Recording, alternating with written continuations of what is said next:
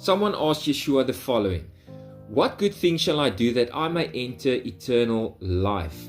And his response: "But if you desire to enter into life, keep the commandments." What commandments? The Torah, the instructions of the Father, not man-made ideas, not selective obedience, His ways. People try to escape that today. But then read Revelation 22:14.